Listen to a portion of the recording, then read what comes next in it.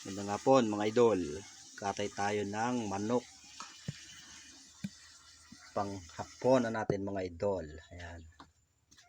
Malaki yan mga idol, tandang. Ayan. Ito na mga idol, yung ating kinatay na manok. Dilinisan na natin ng husto para mamaya ay matinola na. Ay, adobo pala sa gata mga idol kasi tandang ito eh. Masarap kasi pag tandang adobo sa gata ng kating may sili.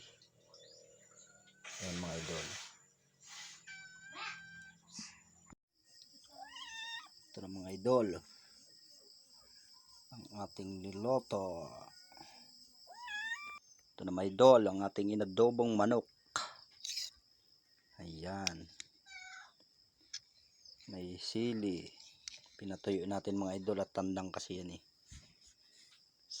Kain na mga idol. Napakasarap. Ayan.